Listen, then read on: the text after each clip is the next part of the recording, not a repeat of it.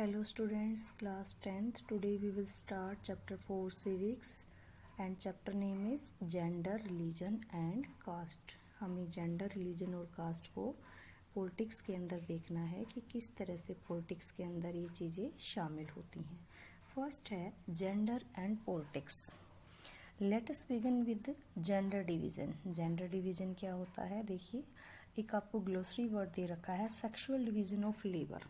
तो उसी से आपको समझ आ जाएगा जो क्या दे रखा है कि जो ग्लोसरी यानी जो आपके कीवर्ड्स टाइप में होते हैं, a system in which all work inside the home in is either done by the women or the family or organise by them through the domestic helper. जो घर के अंदर जितने भी काम होते हैं वो या तो महिला करती हैं, महिलाओं की देख रेख में ही नौकरों से करवाए जाते हैं. तो इसको कहते हैं सेक्सुअल डिवीज़न ऑफ लेबर. यहाँ हम कुछ इस तरह जेंडर डिवीज़न यानी कि जो जेंडर डिवीज़न है यानी कि सामाजिक या लैंगिक असमानता जो कहें, जेंडर यानी लैंगिक, कि स्त्री को ये काम करने चाहिए, पुरुष को ये काम करने चाहिए, उसके ऊपर हम फोकस करेंगे. देखिए, this is form of hierarchical social division seen everywhere but is rarely recognize in the study of politics. हमने जो सामाजिक असमानता है वो हर जगह देखी है, लेकिन हमने सिविक्स में या पॉलिटिक्स में इसको कम ही पढ़ा है. The gender division tend to be understood as natural and unchangeable. और ऐसा लगता है देखने पर कि जो ये जेंडर डिवीजन है इसको जो है ना तो बदला जा सकता है, ये प्राकृतिक रूप है, और ना ही इसको बदला जा सकता है. However it is not based on biology but on social expectation and stereotype. लेकिन बायोलॉजिकली यानी कि ऐसा कुछ नहीं होता है. हमारी बनावट के अकॉर्डिंग स्त्री पुरुष की जो बनावट होती है, जैविक बनावट जिसको कहेंगे, कि ये उसे काम करने चाहिए या नहीं करने चाहिए, ये तो हमारी जो रूढ़ियाँ होती हैं और जो समाज के एक्सपेक्टेशन होती हैं उसके अकॉर्डिंग ये काम बट जाते हैं. Public and private division. Boys and girls are brought up to believe that the main responsibility of women is housework and bringing up children. अब जो बॉयज़ और गर्ल्स यानी लड़के लड़कियों का जो हम पालन पोषण करते हैं वो ये इसी मान्यता के अकॉर्डिंग करते हैं. उनके दिमाग में बिठा देते हैं औरतें घर का काम देखेंगी और बच्चों को संभालेंगी.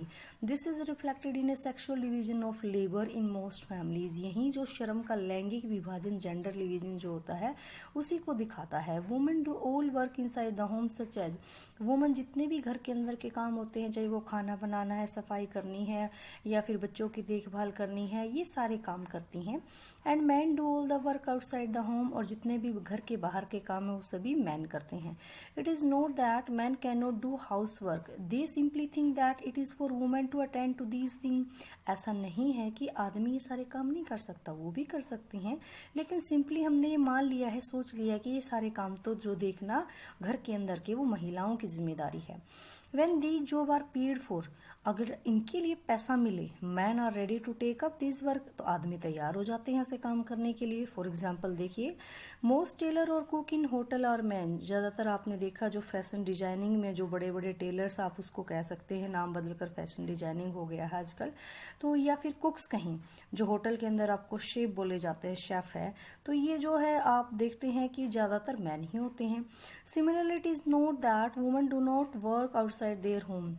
इसी तरह ऐसा कुछ नहीं है कि महिलाएं घर से बाहर जाकर के काम ना कर सकती हैं, वो भी कर सकती हैं. अगर हम विलेज एरिया की बात करें तो पानी भर के लाना या फिर लकड़ियाँ इकट्ठी करना, खेतों में काम करना, महिलाएं वहाँ भी बाहर काम करती हैं.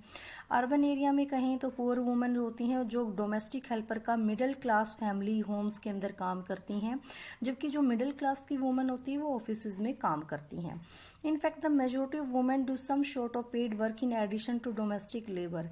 ज़्यादातर जो महिलाएं होती हैं कुछ अपना घर के काम के अलावा कुछ ना कुछ ऐसा काम करती हैं जिससे कि उनको अर्निंग होती है, चाहे वो थोड़ी होती हो, but their work is not valued and does not get a recognition. लेकिन उसके काम को जो है वैल्यू यानी कि उसकी कीमत समझी नहीं जाती और उसको रिकॉग्नाइजेशन दिया ही नहीं जाता कि वो भी काम कर रही है.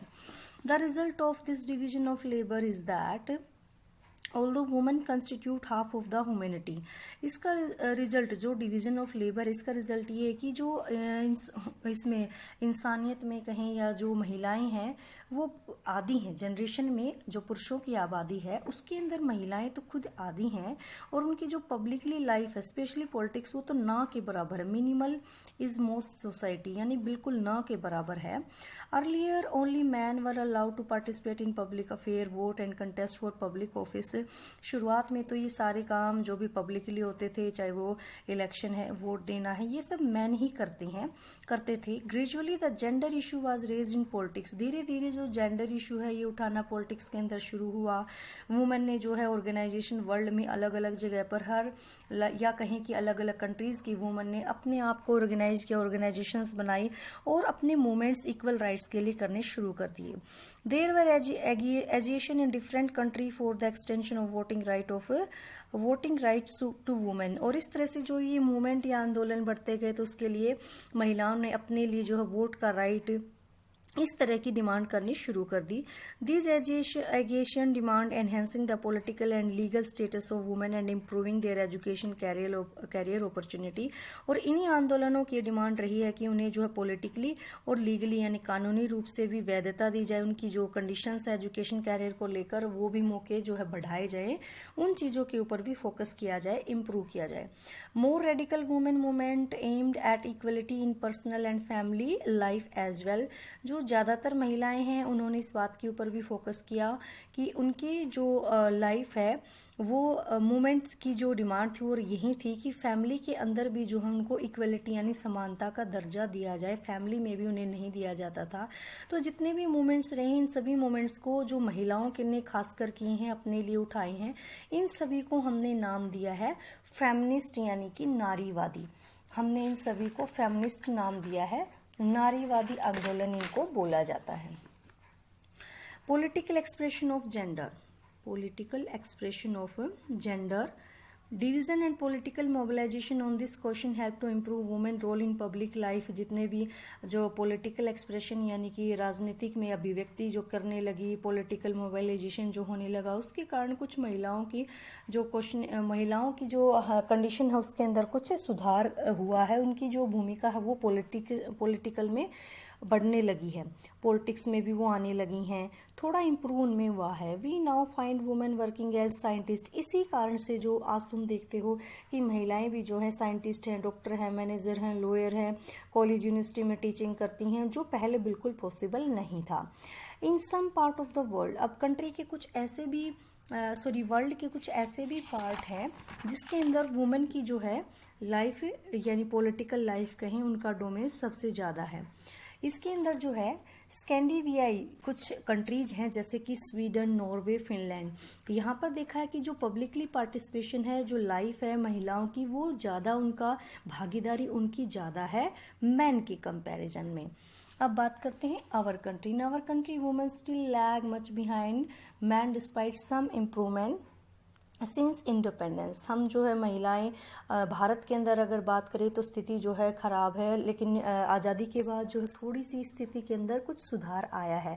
लेकिन फिर भी जो हमारी ऑलमोस्ट सोसाइटी है वो प्रैक्टिकल यानी कि पितृ प्रधान, यानी जो परंपरा चली आ रही है, मेल डोमिनेटिंग कहें या पितृ प्रधान कहें, जो मुखिया होते हैं वो पुरुष ही होते हैं, जो डिसीजन लेने वाले होते हैं वो घर के सदस्य पुरुष सदस्य ही होते हैं। Women face disadvantage, discrimination and operation in various ways. और महिलाओं को तो अक्सर भेदभाव और दमन का शिकार ही बनाया जाता है, यानी उनको दबाया जाता है। देखिए द लिटरेसी रेट अलग अलग उसके लिए तरीके हैं। लिटरेसी रेट में हम देखते हैं कि 54% महिलाओं का है जबकि 76% पुरुषों का है। Similarly smaller proportion of girls, इसी तरह से हम देखते हैं कि बहुत छोटा सा प्रोपोर्शन है गर्ल्स का जो हायर एजुकेशन के लिए आगे जाता है। और इसका रिजल्ट ये होता है, और ऐसा नहीं है, when we look at school result, जब भी तुम स्कूल रिजल्ट देखते हो अक्सर ऐसी चीज़ें पढ़ने को मिलती हैं, लड़कियों ने बाजी मारी, या लड़कियां अगर लड़कों के बराबर नहीं तो उनसे कम भी नहीं होती हैं, but they drop out because parents prefer to spend their resources for their boys education rather than spending equally on their son and daughter. अक्सर ऐसी सोच होती है पेरेंट्स की कि वो अपने रिसोर्सेज कहें या पैसा कहें वो अपने जो बॉयज़ यानी कि लड़के होते हैं उनकी एजुकेशन के ऊपर लगाना ज़्यादा प्रेफर करती हैं बजाय कि लड़कियों के। दोनों को इक्वल ट्रीटमेंट फैमिली में भी नहीं मिलता है। No wonder the proportion of women among the highly paid and valued job it is still very small। तो इसमें भी कोई हैरानी की बात नहीं होगी कि जितने भी हाईली यानी ऊंची जो पद हैं, जो ऊंची सैलरी हाई सैलरी वाले जो पोस्ट है वहाँ पर भी महिलाएं काफ़ी कम हैं। On an average an Indian women worker 1 hour more than an average man every day. अगर हम भारत में औसतन एक जो स्त्री है वो पुरुष के मुकाबले में एक वुमेन है वो मैन के मुकाबले में 1 घंटा डेली रोज ज़्यादा काम है, यानी डेली की एवरेज है कि 1 घंटा वो ज़्यादा काम करती है। Yet much of her work is not paid, लेकिन जो उसका जो वर्क है उसके लिए पे नहीं किया जाता है, यानी कि उसको पे नहीं मिलता है उस वर्क के लिए, तो इसलिए जो है उसके काम की वैल्यू नहीं होती। देयरफॉर ऑफ्टन नॉट वैल्यूड, इसलिए उसके काम की वैल्यू नहीं होती है। The equal remuneration act 1976, equal remuneration का मतलब होता है समान काम के लिए समान वेतन। ये एक्ट आया 1976 में, जिसमें यही था इसका प्रावधान, मतलब प्रोविजन इसका कि समान काम है तो समान वेतन होना चाहिए। However in almost all area of work from sports, cinema to factory and field, women are paid less than men even when both do exactly the same work। बावजूद उसके बहुत सारे ऐसे एरियाज हैं जिसमें महिलाओं को, चाहे वो खेल है, सिनेमा है, चाहे वो खेत खलियान है या फैक्ट्री है, जहां महिलाओं को पुरुषों के मुकाबले में काफ़ी कम पे मिलता है, भले ही वो काम बराबर का उनके साथ करती रहती हैं। In many part of India, Bharat के बहुत सारे हिस्सों में ऐसा भी माना जाता है, पेरेंट्स की चाह होती है कि वो सन यानी कि बच्चे जो चाहते हैं उनमें बेटा ही चाहते हैं, and find way to have the girl child aborted before she is born, और अबॉर्शन के जरिए यानी कि जो लड़की है उसको तो जन्म लेने से पहले ही ख़त्म कर दिया जाता है। ऐसी जो मानसिकता है लोगों की, इस कारण से such sex selective abortion lead to decline the child sex ratio. Child sex ratio होता है जहाँ पर 1000 बॉयज़ में गर्ल्स कितनी है ये देखा जाता है, यानी कि 1000 बॉयज़ हैं तो गर्ल्स उनके ऊपर कितनी हैं। तो इसके अंदर जो ये रेशो है ये 1914 तक आ चुका है। एक मैप जो आपको नीचे दिखाई दे रहा है उसमें बताया है कि 1914 आया, उसके बाद जो देखा कि कभी कभी तो ये रेशो जो है 850 यानी कि 1919 या कभी कभी जो ये रेशो जो है 850 तक आ जाता है, या उससे भी कम 800 तक कई स्टेट में चला जाता है, यानी 1000 अगर बॉयज़ हैं तो 800 गर्ल्स हैं, इतना डिफरेंस दोनों में आ जाता है। There R report of various kind of harassment, exploitation, violence against women. ऐसी खबरें तो हम हर रोज़ पढ़ते ही हैं कि उनका शोषण किया जाता है, महिलाओं का हराश किया जाता है। Urban areas have become particularly unsafe for women, खास करके जो अर्बन एरियाज होते हैं वुमेन के लिए वो अनसेफ माने जाते हैं, वो सेफ नहीं होते हैं। They are not safe even within their own home from beating, harassment and other form of domestic violence. अपने घर उनके लिए सुरक्षित नहीं होते हैं, मारपीट, लड़ाई झगड़े, इस तरह की डोमेस्टिक वायलेंस उनको झेलनी पड़ती है। वुमेन्स पॉलिटिकल रिप्रेजेंटेशन, जो रिप्रेजेंटेशन है महिलाओं की राजनीति में, वो देखिए all this is well known, yet issues related to women's well-being or otherwise are not given adequate attention। महिलाओं की तरफ जो है proper attention यानी उनके साथ नहीं दिया गया है। This has led many feminist and women movements to the conclusion that unless women control power, this problem will not get adequate attention। तो इसके चलते हमें इसी जो है निष्कर्ष के ऊपर चलते हैं कि जो जब तक महिलाओं को पावर यानी कि पॉलिटिकल पावर उनके पास नहीं आएगी तो इस प्रॉब्लम का सोल्यूशन नहीं हो सकता है, या जो उनकी रिप्रेजेंटेटिव है वो उनको बढ़ाया जाए, महिलाओं का जो प्रतिनिधित्व है उनकी हिस्सेदारी है उसको बढ़ाया जाए। In India the proportion of women is legislature have been very low. India के अंदर जो ये प्रोपोर्शन है वो काफ़ी कम है। For example the percentage of elected women member in Lok Sabha is just 14.36% of its total strength for the first time in 2019। Lok Sabha के election में पहली बार महिला सिर्फ 14 या कहीं नियर अबाउट 15% के पास पहुंची थी 2019 जो इलेक्शन हुए थे। Their share in the state assembly is less than 5%, जबकि स्टेट असेंबली में तो 5% से भी कम है। In this respect India is among the bottom group of nation in the world. इसमें जो है हम वर्ल्ड में सबसे पीछे हैं जो वुमेन की रिप्रेजेंटेशन है उसको लेकर। India is behind the average for सर्वल developing country. कुछ जो डेवलपिंग कंट्री, जो हमारी तरह कंट्री हैं डेवलपिंग, जैसे अफ्रीका या लैटिन अमेरिका, ये रेशो हमारा उनसे भी पीछे है, हम उनसे भी काफ़ी कम हैं। In the government are largely all male even when a women become the chief minister or the prime minister. और कई बार ऐसा होता है कि गवर्नमेंट जो बनती है उसके अंदर कैबिनेट में अगर मान लो चीफ मिनिस्टर महिला बन जाती है या प्राइम मिनिस्टर प्रधानमंत्री तक भी बन जाती है, तो भी इसका जो कैबिनेट होता है वो ज़्यादातर मेल से ही भरा रहता है, यानी कि उसके अंदर तो जो मेल मेंबर्स होते हैं वहीं ज़्यादा होते हैं। One way to solve this problem to make it legally binding to have fair proportion of women in the elected bodies, एक तो रास्ता यही है कि हम जो है महिलाओं की सिचुएशन को सुधारने के लिए उनका जो प्रोपोर्शन यानी कि हिस्सेदारी है उसको बढ़ाएं। दिस इज़ व्हाट द पंचायती राज में हमने कुछ ऐसी व्यवस्था सिस्टम लागू कर दिया है कि 1/3 जो सीटें होती हैं लोकल गवर्नमेंट बॉडीज में, म्यूनसिपल और पंचायत में, उसमें रिजर्व कर दिया है वुमेन के लिए। Now are the more than 10 lakh selected women representative in rural and urban local bodies. अब कम से कम जो है 10 लाख के करीब रूरल यानी या जो थर्ड टाइप की गवर्नमेंट है वहां से वुमेन को चुना जाने लगा है, रिप्रेजेंटेटिव, वो प्रतिनिधि बनने लगी हैं। Women's organisation and activists have been demanding a similar reservation at least 1/3 of seat in Lok Sabha and State Assembly for women। जो ऑर्गेनाइजेशन महिलाओं के हैं लगातार वो डिमांड यही करते हैं कि इसी तरह की कुछ व्यवस्था जो है लोकसभा और राज्यसभाओं में भी होना चाहिए कि 1/3 जो है प्रोपोर्शन उनका वहाँ रिजर्व हो। A bill with this proposal has been pending before the parliament for more than a decade. 10 सालों से भी ज़्यादा लंबे समय से पार्लियामेंट में इस तरह का जो बिल है वो पेंडिंग ही है और इसके ऊपर कोई भी परिणाम नहीं निकल पाया, कोई पॉलिटिकल पार्टी इसके लिए एक राय नहीं बना पाई और ये बिल कभी पास नहीं हुआ है। Gender division is an example that some form of social division need to express in politics. This also shows that disadvantaged group to benefit when social division become a political issue। जो हमारा जो gender का जो division है यानी कि जो gender के ऊपर विभाजन की बात हम कर रहे हैं, कुछ खास किस्म के सोशल डिवीज़न को राजनीतिक फॉर्म देने की ज़रूरत है। जब सोशल डिवीज़न को यानी कि सामाजिक विभाजन को राजनीतिक पॉलिटिकल मुद्दा बन जाता है तो जितने भी जो समूह हैं, जो वंचित समूह हैं, उनको फ़ायदा होता है, यानी जो डिसएडवांटेज है उनको फ़ायदा होता है। Do you think that women could have made the gain we noted above if their unequal treatment was not raised in the political domain.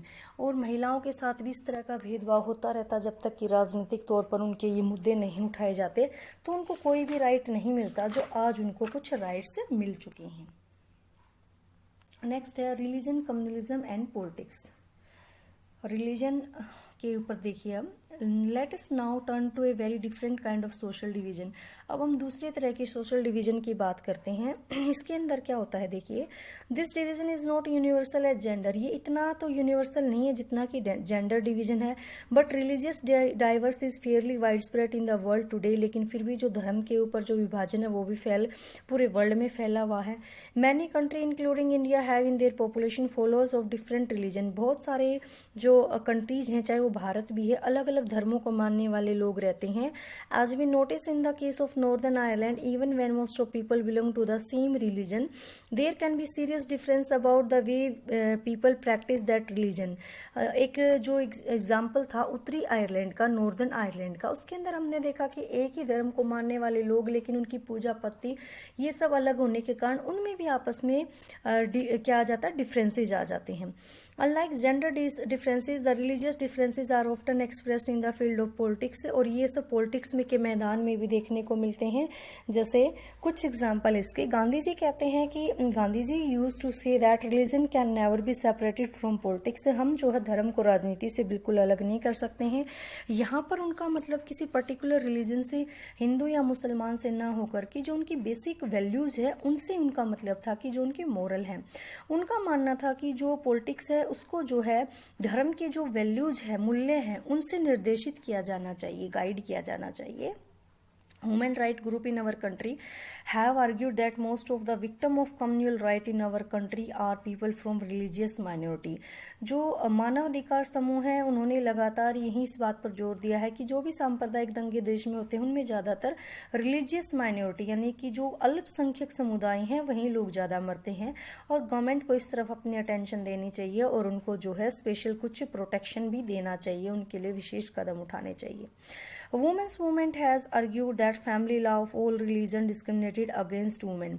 महिला जो आंदोलन है बार बार इस बात पर आर्ग्यू करते हैं कि जितने भी धर्म है उसमें सभी धर्मों में जो पारिवारिक कानून बने हैं महिलाओं के साथ ही भेदभाव क्यों करते हैं। So they have demanded that government should change these law to make them more equitable. इसलिए लगातार उनकी डिमांड रहती है कि इन लॉ को नियमों को बदला जाए ताकि समानता जो है सभी के समानता जो है लाई जा सके परिवार के अंदर भी।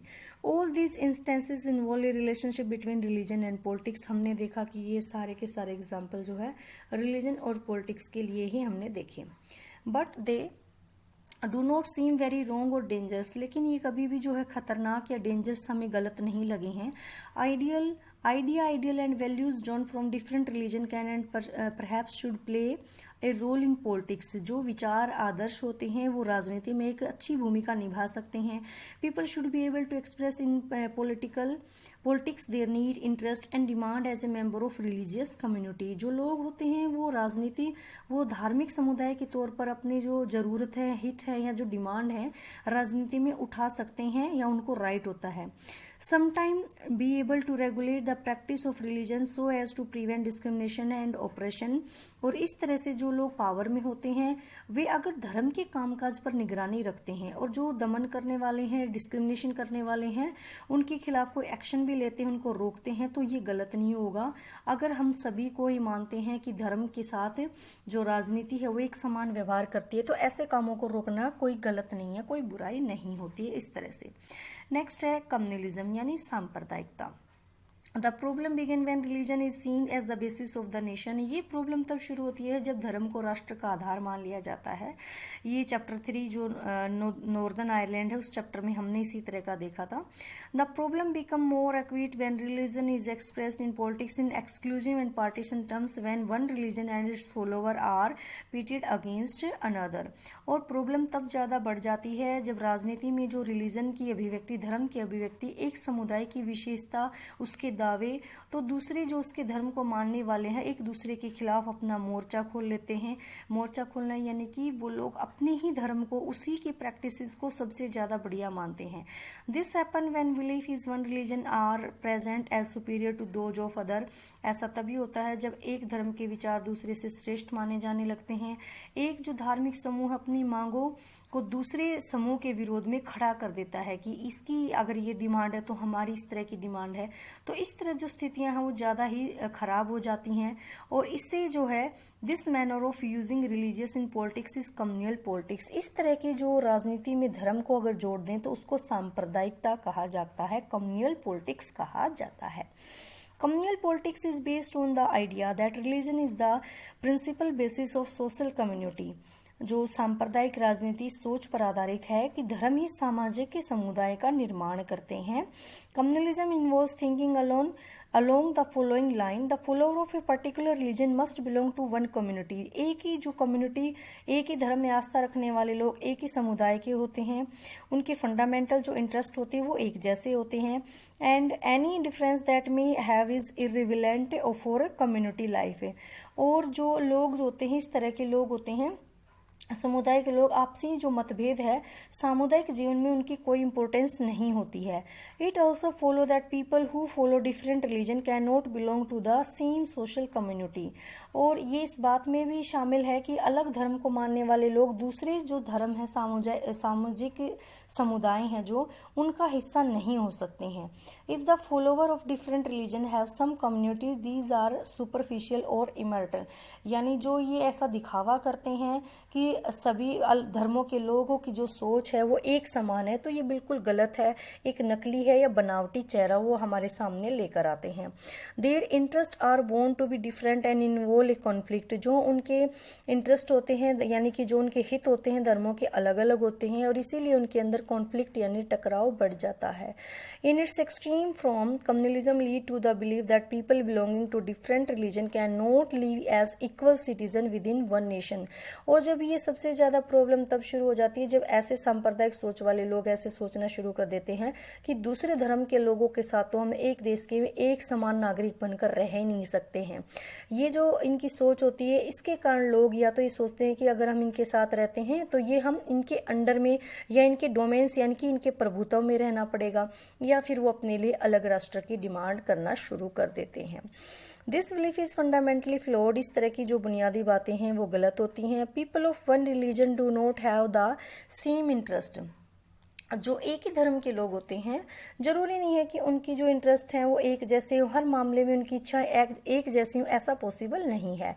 Everyone has several other role, position, identity. सभी का अलग अलग रोल यानी उनकी हैसियत है, पहचान है, अलग अलग पोजीशन है, और उनकी जो they are many voices inside every community. उनकी अलग अलग आवाज़ होती है और सभी को अपनी आवाज़ को उठाने का, अपने विचार रखने का, यहाँ वॉइसेस मीन्स अपने विचार रखने का अधिकार है। Therefore any attempt to bring all follower of one religion together in context other than religion is बोर्न to suppress many voices within the community. इस तरह से एक ही धर्म से जुड़े सभी लोगों को किसी बिना धर्म के किसी और मुद्दे पर एक साथ मिला करके देखना, तो ये उनकी आवाज़ को दबाने वाला हो जाएगा। अब इसके कुछ एग्जाम्पल्स ले लेते हैं। देखिए, the most common expression of communalism in everyday belief. हम रोजमर्रा की लाइफ में भी इस तरह की चीजें देखते हैं, जैसे दीज रूटीनली इन्वॉल्व्स रिलीजियस प्रेजिडियस, यानी कि जो पूर्व धारणाएं धर्म के बारे में जो बन चुकी हैं, स्टीरियोटाइप, रूढ़िवादी जो रिलीजन में है, या belief in the superiority of one religion over other, जो अपने धर्म की मान्यता दूसरे धर्म से श्रेष्ठ मानना। ये सब कॉमन चीजें हैं जो इसके अंदर आती हैं। This is common that we often fail to notice it when even when we believe in it. तो अक्सर ऐसी चीज़ें इतनी आम हो जाती हैं जिसमें हम ध्यान तक नहीं देते कि हमारे अंदर क्या चीज़ बैठी हुई है। सेकंड कहता है, a communal mind often lead to a quest for political dominance of one's own religion community. जो सांप्रदायिक सोच वाले होते हैं अपने धार्मिक समुदाय का राजनीतिक जो उनके लिए स्थापित करने का, राजनीतिक डोमेन्स यानी प्रभुत्व स्थापित करने की ही जुगाड़ में रहते हैं। For those belonging to majority community this takes to form of majoritarianism dominance. और अक्सर ऐसे लोग जो बहुसंख्यक यानी मेजोरिटी में होते हैं, तो ये कोशिश उनकी मेजोरिटिज्म यानी बहुसंख्यकवाद कहलाती है। और इसी तरह जो माइनॉरिटी में होते हैं तो उनकी सोच क्या बन जाती है कि वो अलग से अपने सेपरेट पॉलिटिकल यूनिट बना लें, तो तभी उनका गुजारा या भला हो सकता है कि जब हम अलग से अपनी पॉलिटिकल यूनिट बनाएं।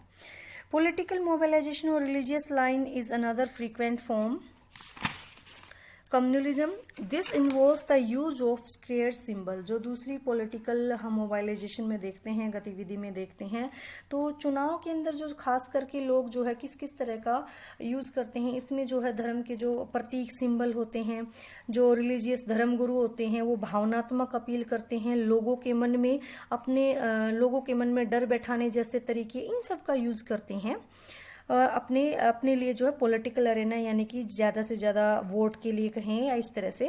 इन electoral politics this often involves special appeal to the interest और emotion of voter of one religion in preference to other.